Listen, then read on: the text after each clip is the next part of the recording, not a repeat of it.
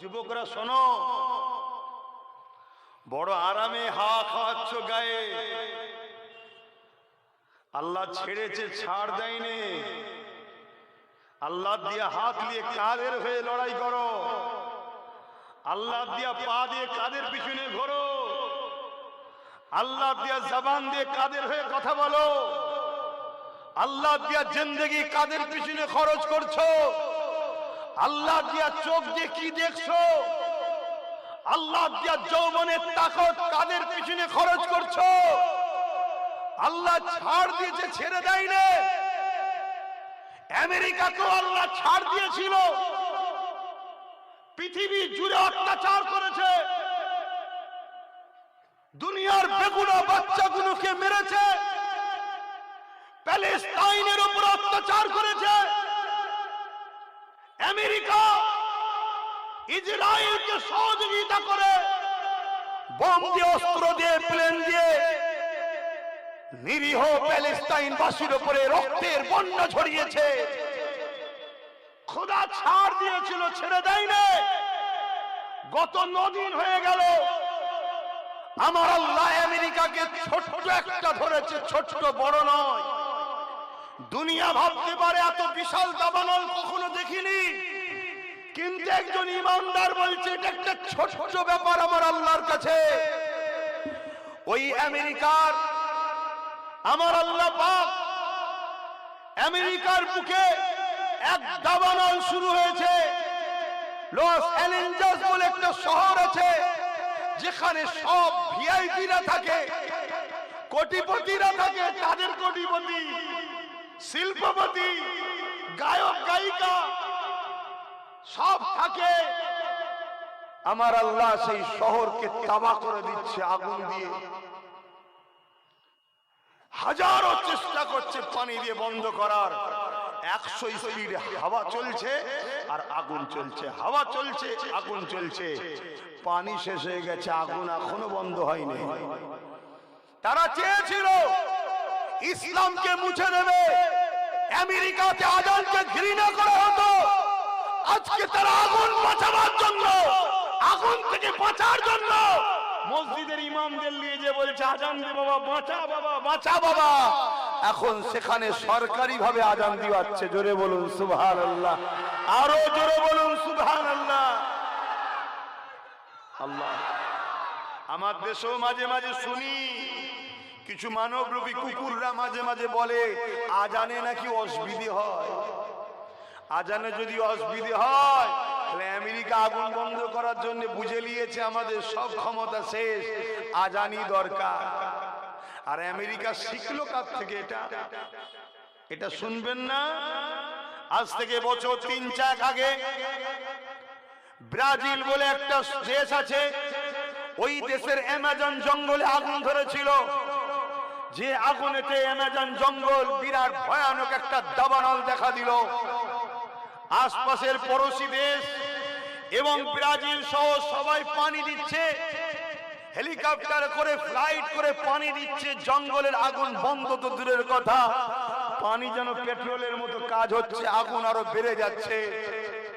তখন ব্রাজিলের সরকার যারা মসজিদ ব্যান করেছিল, আজানকে ব্যান করেছিল, তারা গিয়ে মসজিদ জিকটা খোলা ছিল, ওই মসজিদের ইমামদের কাছে গিয়ে করজোরে হাত জোর করে বলছে সব চেষ্টা ফেল, তোমরা একটু দেখো। মসজিদের ইমামরা গেলেন, দূরে কার নফল নামাজ পড়লেন। নামাজ পড়ার পরে আল্লাহ শাহী দরবারে হাত তুলে দোয়া করতে লাগলেন, আজান দিতে লাগলেন। আল্লাহ পাকের রহমতে মেঘলা হলো, পানি হলো, আগুন বন্ধ হয়ে গেল। জোরে বলুন সুবহানাল্লাহ। আমরা ইনসাফ পরায়ণ মানুষ, আমরা মানবতা প্রেমিক মানুষ, কিন্তু রক্তে গোশতে তৈরি।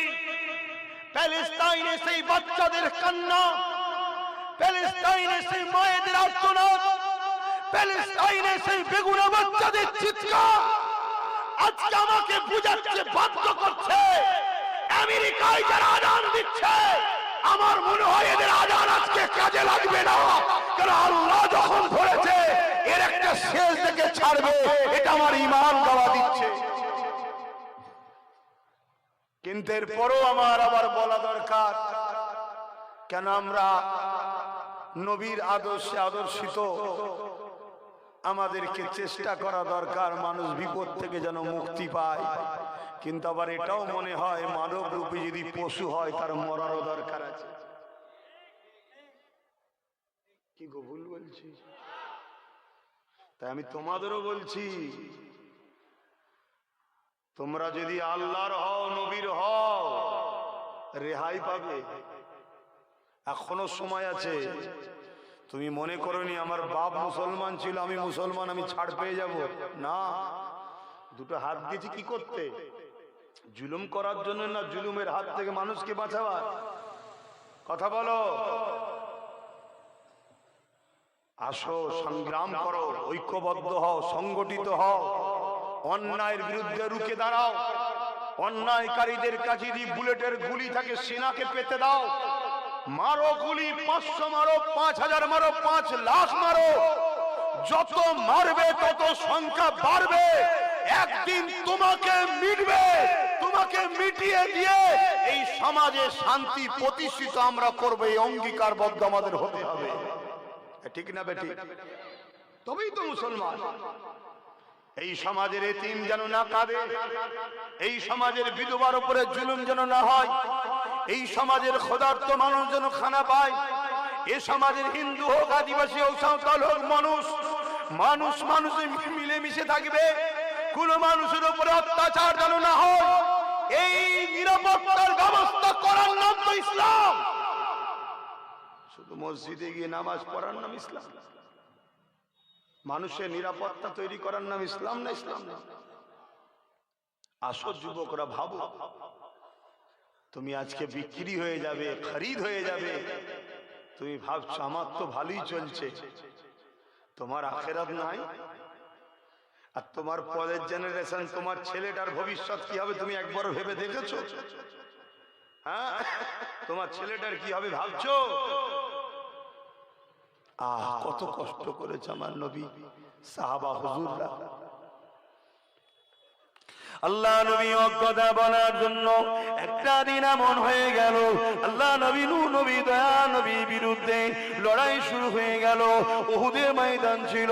এই যুবকেরা, তরুণীরা, বাবেরা আমার নবী পাকের দিকে লক্ষ্য করে মক্কা জালিমরা তীর মারতে লাগলো। আমার নবী পাক খালি হাতে দাঁড়িয়ে রয়েছে। নবী পাকের সাহাবারা চতুর্দিকে না ইনসাফের জন্য লড়াই করতে লেগেছে। ঠিক এমনই সময় এক জালিম নবী পাককে লক্ষ্য করে তীর মারবে।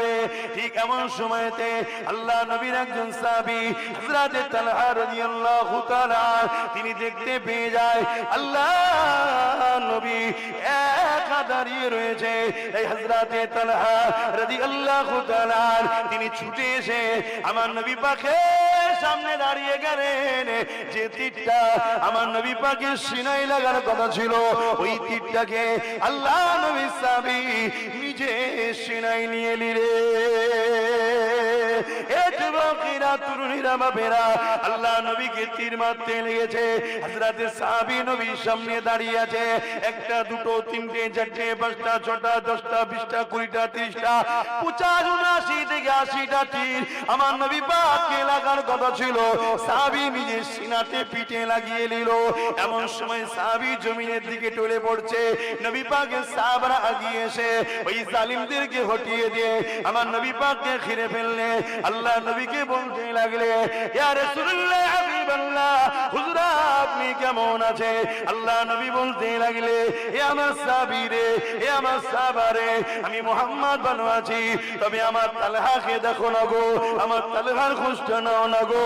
তালহা আমার ভালোবাসায় নিজেকে কুরবান করে দিল, এ সাহাবীর খোঁজটা নাও না। সাহাবা হুজুররা আগিয়ে গিয়ে হযরত তালহাকে জিজ্ঞাসা করে, ও ভাই তালহা তুমি কেমন আছো? হযরত তালহা বলছে, একটা খুশি সংবাদ সংবাদ আছে, আর একটা দুঃখের সংবাদ আছে। খুশির সংবাদ কি? হযরতে তালহা বলতে লেগেছে, আমি আমার জানটা আল্লাহর জন্য দিয়ে দিলাম, নবীর প্রেমে দিয়ে দিলাম, এই জন্য আল্লাহ আমার জান এখনো বেরোয়নি, যাবার সময় হয়ে গেছে, কিন্তু আল্লাহ আমাকে জান্নাত দেখাতে লেগেছে। আরো জোরে বলুন সুবহান। দুঃখের খবর কি রয়েছে? হযরতে তালহা বলতে লাগলে, আল্লাহ আমাকে একটা জান দিয়েছিল, আমি আমার নবীর জন্য দিয়ে দিলাম, আল্লাহ যদি আমাকে 100টা জান দিত, আমি নবীর জন্য 100টাই জান দিয়ে দিতাম। আরো জোরে বলুন সুবহান।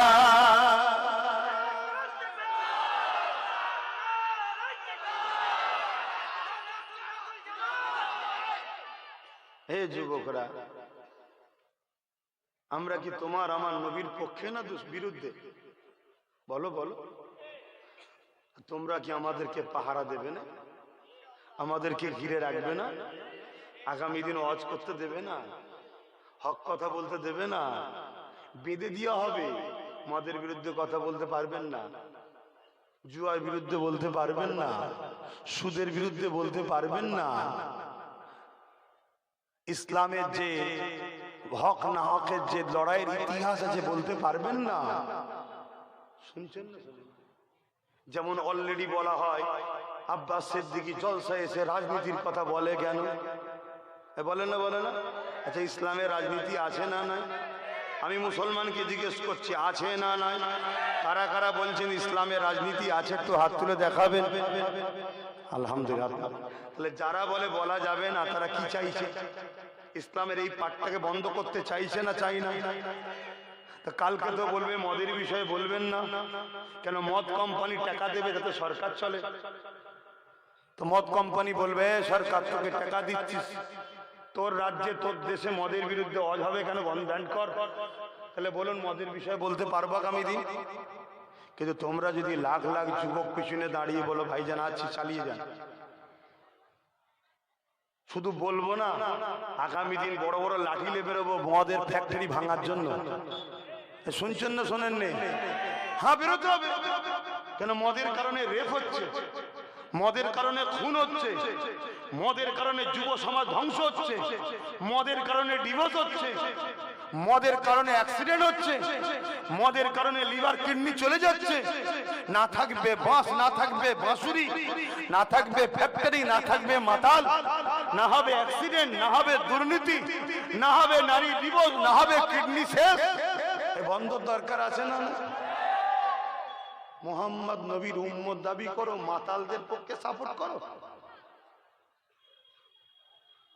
আমার অসুবিধা আমাকে তো ইসলাম বলতে নিয়ে এসেছে না, আপনারাও বলছেন এসব কথা বলা যাবে না। আমি বুঝতে পারছি না, বলা যাবে তো? আবার আপনারা আমার বিরুদ্ধে লেগে যাবেন নাকি? আচ্ছা, সবাই যদি আমার বিরুদ্ধে লেগে যায় তাহলে কি বলা বন্ধ? আরো জোর বলবো। আমি খুব জেদি ছেলে ভাই, যেখানে বলবে সুই ঢুকবে না ওখানে আমি ফাল ঢুকিয়ে ছাড়বো। কথা বুঝছেন না? বোঝেন না? হ্যাঁ, ট্রাই করে দেখুন, ট্রাই করে দেখুন। আমার লাইফে তো সবসময় তো আপনারা আমার সাথে আছেন। কি আছেন তো নাকি? আগে ছিলেন না? সবসময় দেখেছেন তো আমাকে। চেঞ্জ হয়ে গেছে নাকি? বিক্রি হয়ে গেছি?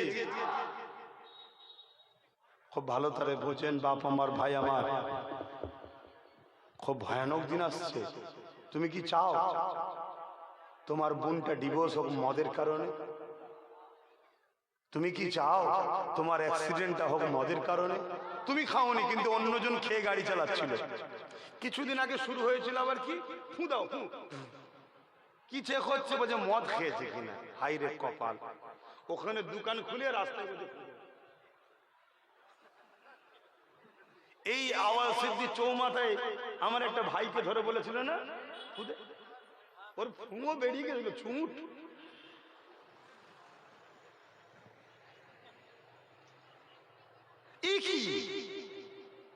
টোটাল ব্যান্ড করে কি তা করবেন না।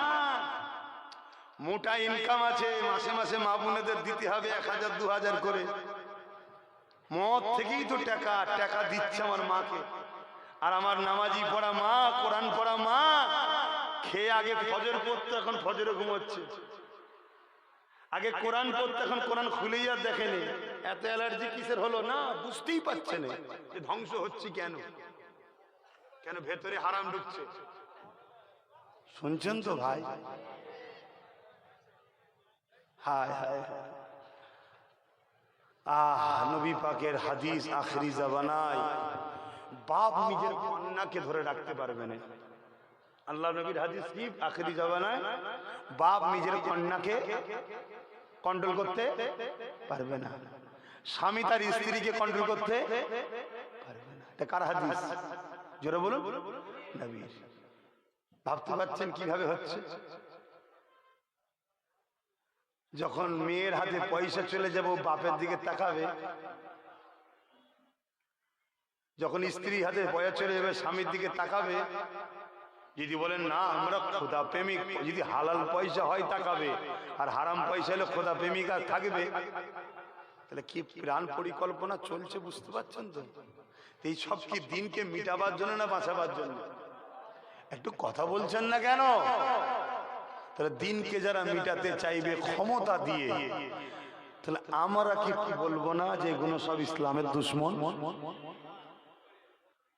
এবারে আমার কথা শুনে কে মানবে না মানবে তার ব্যাপার, কিন্তু আমাকে তো বলতে হবে। কেননা আমার নবী পাক অনেক কষ্ট করে ইসলাম প্রতিষ্ঠিত করেছে, অনেক কষ্ট করে জমিন থেকে মদকে ব্যান করেছিল।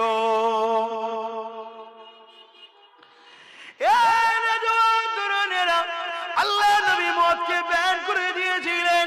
আল্লাহ কোরআনে আয়াত নাজিল করে দিয়েছিলেন মদ তোমাদের জন্য ক্ষতিকারক, এজন্য আল্লাহ হারাম করে দিল।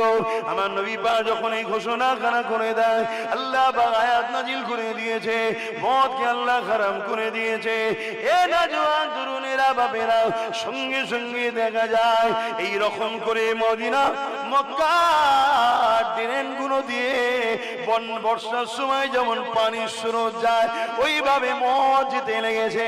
অর্থাৎ যা যেখানে ভাঁড় ছিল, মদের যা ছিল সব কিছু ভেঙে দিয়েছে। এমনকি কোন সাহাবী হুজুররা বলতে লেগেছে, আমরা দেখতে লেগেছি অনেকে মদের পাত্র মুখের গোড়ায় নেমেছিল, যেই কানে গেছে নবী বলেছে হারাম, অমনি ফেলে দিয়েছে। অনেকে মুখের মধ্যে দিয়েছে, ঢোক এখনো গেলেনে, যেই বলেছে হারাম উগলে দিয়েছে। এ যুবকেরা, তরুণীরা বাপেরা, আজকে নবীর উম্মত দাবি করি, আজকে নবীর দ্বীনের আলেম দাবি করি, আজকে নবীর দ্বীনের পীর দাবি করি, মুর্শিদ দাবি করি, আজকে নবীর দ্বীনের মাদ্রাসার ইমাম দাবি করি, আলেম দাবি করি, মসজিদের ইমাম দাবি করি। আজকে মদকে নিয়ে এত হারুহুরি হচ্ছে, কোন মসজিদে দাঁড়িয়ে ইমাম বক্তব্য দিচ্ছে না, কোন আলেম জলসার মাহফিলে মদের বিরুদ্ধে বলছে না, কোন পীর খানকায় দাঁড়িয়ে মদের বিরুদ্ধে বলছে না। এই সমাজের মুসলিম ঘরের ছেলেরা তারা আজকে মদের দিকে আসক্ত হয়ে যাচ্ছে। মনে রাখবেন, আল্লাহর জান্নাত হলো পাক পবিত্র, যে শরীরে না পাক জিনিস চলে যাবে পাক জান্নাতেও তা যাবে না। যদি বলেন আমি করে ফেলেছি এখন কি করব, আমার ভয় এসেছে, তাহলে উচিত হবে তওবা করে নিয়ে আল্লাহর কাছে কাঁদাকাটি করো, আল্লাহর কাছে ক্ষমা চাও। হে আল্লাহ, শয়তানের দুকায় পড়ে করে ফেলেছি, আপনি আমাকে মাফ করে দিন। আজকে মনে রাখবে, আজকে ইমাম হুজুরদেরকে জানায়, মুফতি মাওলানাদের জানায়, আপনাদের ঘরেও মদের টাকা দিয়ে হচ্ছে না তো, মদের পয়সা আপনাদের ঘরেও খাওয়ানো হচ্ছে না তো, সুদের পয়সা খাওয়ানো হচ্ছে না তো, বিধবাদের মাল ছুটে যাওয়ার পয়সা খাওয়াচ্ছে না তো, নারীদের ঘরে লাইসেন্স দিয়েছে দেহ বিক্রি করা, ওই পতিতালয়ের যে টাকা, ওই টাকারও ট্যাক্স নিচ্ছে, ওই টাকা ইমাম আপনাকে দেয়া হচ্ছে না তো, আপনি কি টাকা পাচ্ছেন একবারও কি জানতে পেরেছে? তে আপনি কেন কথা বলছেন না? মদ মুক্ত সমাজ চায়, লোন মুক্ত সমাজ চায়, পণ মুক্ত সমাজ চায়, সুদ মুক্ত সমাজ চায়, জুলুম মুক্ত সমাজ চায়। বেইনসাফি করা চলবে না। এই সমাজে গরিব হাসবে, এতিম হাসবে, বিধবা হাসবে, অসহায়রা হাসবে। এই সমাজে এই নেশাকে বন্ধ করে দেওয়া দরকার। এই কথা কেন সমাজে বলা হচ্ছে না? এলে বুঝতে হবে, চিন্তা করতে হবে। নবী আমার জানিয়ে দিলেন আসমানে নিচে জমিনের উপরে আখিরি জামানে একটা বড় আলামত, সব থেকে নিকৃষ্ট হবে একদল উলামা। শুনতে পেয়েছেন? আসমানের নিচে জমিনের উপরে সব থেকে নিকৃষ্ট কারা হবে? একদল। একদল সবাই নেই। কারা? কার কথা? আমার আব্বা? কে বলছে? নয়া দয়াল নবী বলছে। আমাদেরকে একটু বুঝে বুঝে চলা দরকার আছে না? আমার রস শুনছেন তো আপনারা সব? কারো কষ্ট হচ্ছে? আল্লাহ নবী জানিয়ে দিলেন হারাম খেতে খেতে খেতে শরীরে রক্ত গোস্ত যখন হারাম মিশে যাবে, ওই হারাম অন্তর কখনো আপনাকে মসজিদের দিকে টানবে না। যদিও মসজিদে যান, মসজিদের জায়গা ছেড়ে খাবেন। আজকে আমরা চোখের সামনে দেখছি বহুত মসজিদের সম্পদকে, মসজিদের জায়গাকে নিজেদের নামে রেজিস্ট্রি করে নেওয়া হচ্ছে, বহুত কবরস্থানের জায়গাকে নিজেদের নামে দলিল করে নেওয়া হচ্ছে, বহুত মাদ্রাসার জায়গাকে নিজেদের নামে লিখে নেওয়া হচ্ছে। এই যুবকের আল্লাহ নবী জানিয়ে দিলে ওই হারাম শরীরের মধ্যে ঢুকে যাওয়ার জন্য আস্তে আস্তে আপনাকে গান ভালো লাগবে, যাত্রা ভালো লাগবে, জুয়া ভালো লাগবে, মসজিদ মাদ্রাসা কোরআন তিলাওয়াত ওয়াজ মাহফিল ভালো লাগবে না। সর্বশেষ আপনার পরিণাম কি হবে? মরণের সময় জবান দিয়ে কলেমা বেরোবে না। আপনি বেঈমান হয়ে মারা যাবে। বেঈমান হয়ে যারা মারা যায় ওদের কবরে আল্লাহ 99টা সাপ দেবে। এই যুবকরে দে আল্লাহকে ভয় করো। যদি কোনো কেউ মনে করে যখন মারা যাবে তখন দেখা যাবে, না না না, কাল সূর্য উঠবে তুমি আমি না উঠতে পারি। এই সাবধান সতর্ক করে দিয়ে যাচ্ছি, আল্লাহকে ভয় করো।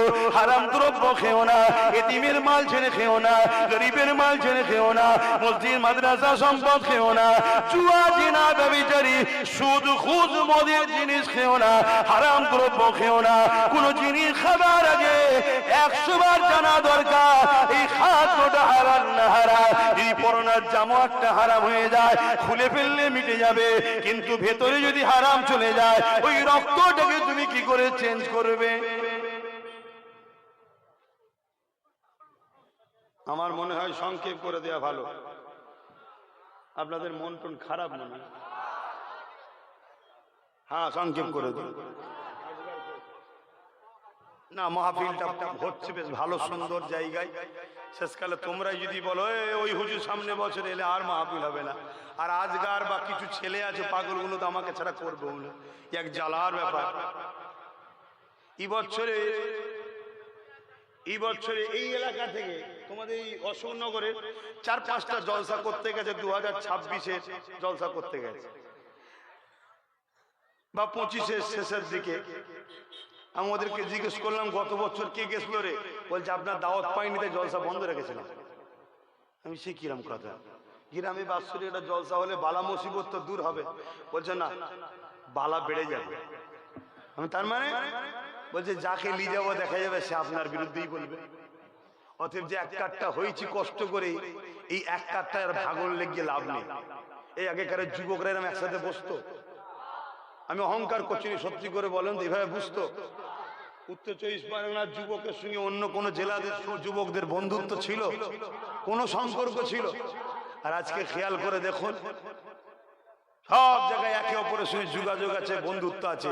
তবে এই বন্ধুত্বটাকে সামান্য কিছু অর্থের জন্য আবার ফাটল ধরাবার চেষ্টা চলছে।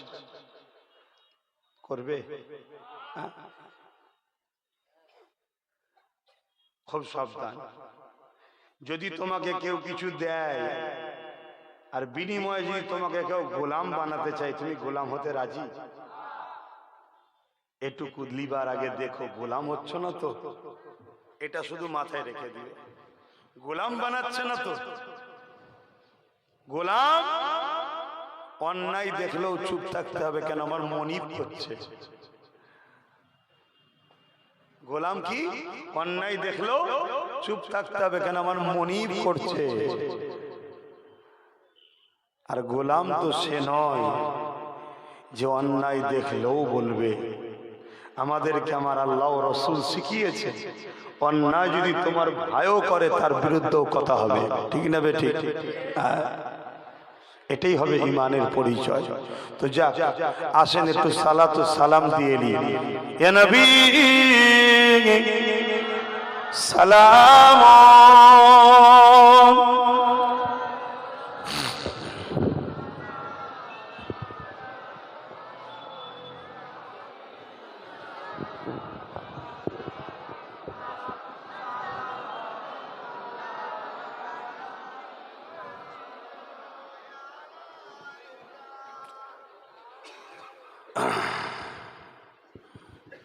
আমরা দাঁড়ালাম কেন বলুন? হুজুর পাক সাল্লাল্লাহু আলাইহি ওয়াসাল্লামকে সালাম দেব।